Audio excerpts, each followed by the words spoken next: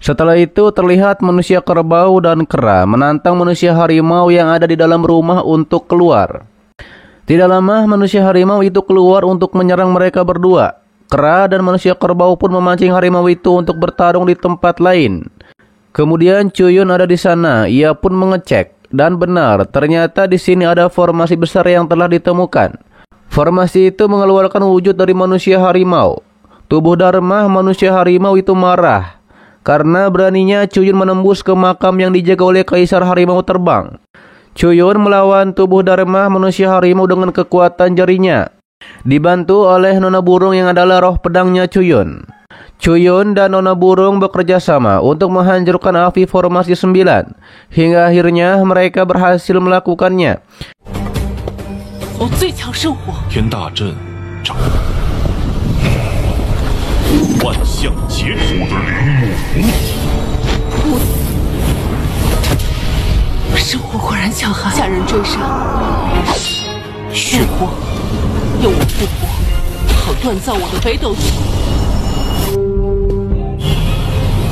Setelahnya, Nona Burung ingin meminta hadiah kepada Cuyun karena ia berhasil menghancurkan formasi. Nona Burung menggoda Cuyun untuk melakukan kultivasi ganda dengannya. Ia mengajak Cuyun di akhir pekan untuk melakukan hal itu. Waduh, kacau. Dikarenakan ia adalah roh pedangnya Cuyun. Namun Cuyun langsung menghentakkan kekuatannya dan menodongkan senjatanya kepada Nona Burung. Karena sebenarnya ini adalah nenek moyang gagak emas, bukan Nona Burung yang asli. Karena Nona Burung sudah menjadi roh pedangnya Cuyun. Karena bagaimana mungkin Nona Burung bisa menjadi orang yang tidak tahu malu yang mengajak Cuyun seperti itu. Terlihat Cuyun sepertinya tidak tega untuk menghabisi, yang akhirnya Nona Burung palsu itu menggunakan kesempatan ini untuk menyerang balik Cuyun.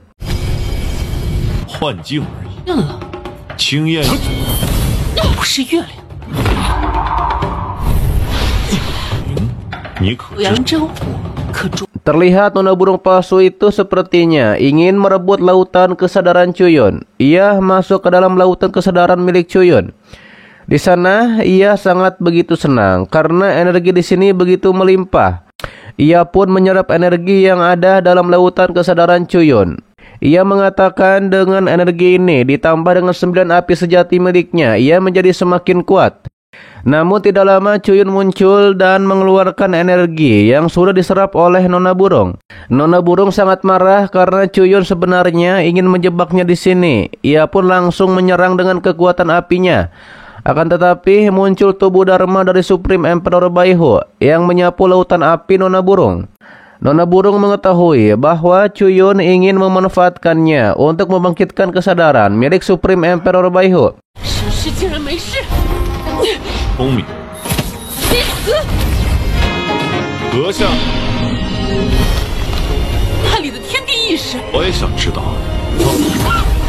Nona Burung meminta maaf dan ingin menjadi budak dari Cuyun yang taat. Tapi Cuyun tidak mau. Nona Burung itu dihancurkan oleh Supreme Emperor Baihu. Lalu apinya disimpan oleh Cuyun. Cuyun berterima kasih kepada tubuh Dharma Supreme Emperor Baihu. Kata Supreme Emperor Baihu, bawakan Dewa Gagak Emas kepadanya. Cuyun menurutinya, tapi ia ingin tahu seperti apa dirinya.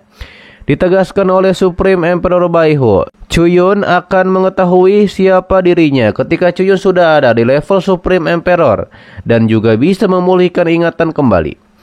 Ditambah lagi Supreme Emperor Baihu berhutang budi kepada Cuyun dan mereka ditakdirkan untuk bertemu lagi di suatu hari nanti.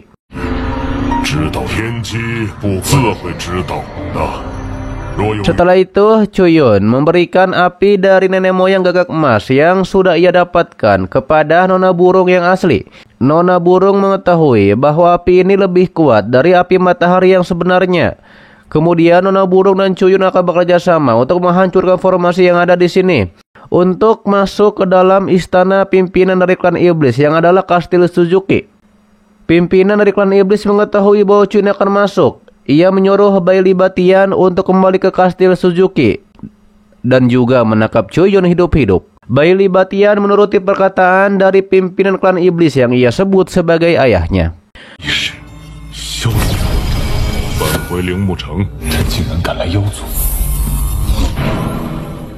Sementara itu di hutan, kera dan manusia sapi melawan Raja Harimau. Namun tampaknya Raja Harimau mengantuk karena ini terlalu membosankan.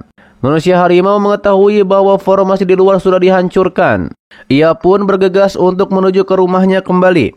Sementara itu kembali kepada Chuyun yang akan masuk ke dalam istana Suzuki. Ia melihat indahnya pemandangan di depan seperti air dan pohon yang ada di situ. Lalu tidak lama ia diserang oleh gerombolan akar yang adalah akar pohon wilau. Chuyun gunakan teknik 13 pedangnya. Itu berhasil memukul mundur akar pohon wilau. Meski seperti itu, Chuyun tetap dililit oleh akar pohon wilau. Namun pastinya ia berhasil mengalahkan akar pohon wilau tersebut.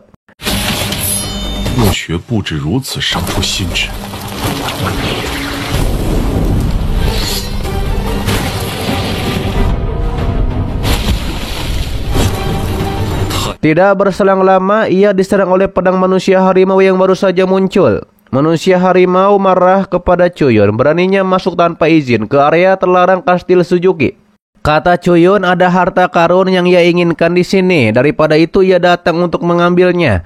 Akan tetapi muncul kera dan manusia sapi yang menyerang kepada Raja Harimau. Mereka berdua pun meminta maaf kepada Chuyun karena tidak berhasil menghentikan Raja Harimau di hutan. Chuyun tidak mempermasalahkan hal itu karena kekuatan Raja Harimau lebih kuat. Meski begitu, mereka berdua akan tetap maju untuk menahan Raja Harimau agar tidak mengganggu Chuyun. Hingga akhirnya mereka berdua pun bertarung kembali dengan Raja Harimau, walaupun mereka berdua terpental oleh serangan dari Raja Harimau.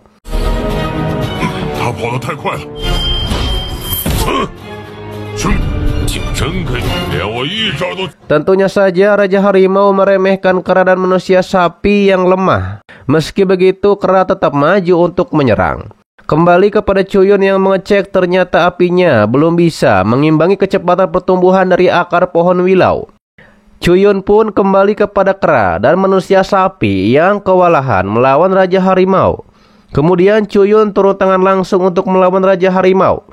Chuyun mengeluarkan banyak pedang terbangnya untuk melawan Raja Harimau. Raja Harimau terkena serangan pedang terbang dari Chuyun. Raja Harimau sangat marah dengan hal itu karena Chuyun berani menyakitinya.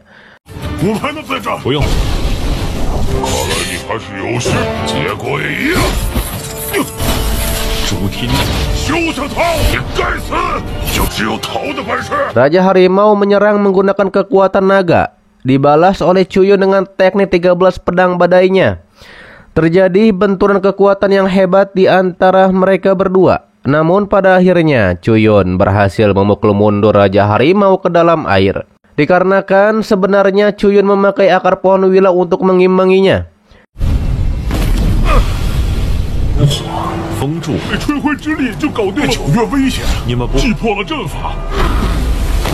Tidak lama Raja Harimau keluar dari air. Ia sangat marah kepada Chuyun, lalu mengeluarkan wujud aslinya yang adalah harimau terbang merah. Harimau terbang menyerang kepada Chuyun, tapi Chuyun bisa mengatasinya dengan naik ke atas punggung harimau terbang dan menyerangnya dari atas.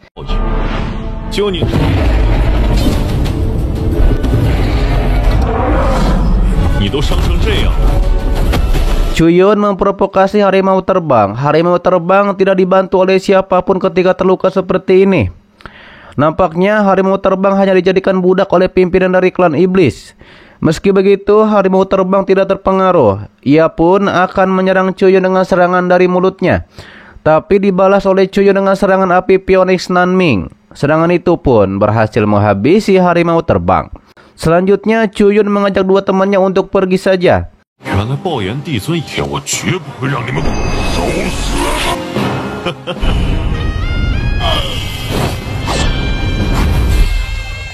Sementara itu di tempat lain ada manusia seperti api yang ingin mendekati pohon wilau, tapi ia diserang oleh pohon wilau. Ia mengatakan akan mendapatkan harta karun itu untuk membalaskan dendam harimau terbang. Tidak lama muncullah Chuyun di situ bersama dua temannya, yang pastinya Chuyun yang dicari oleh manusia api ini. Chuyun, kera, dan manusia sapi sudah percaya diri untuk melawan manusia api ini, yang adalah teman dari harimau terbang tersebut.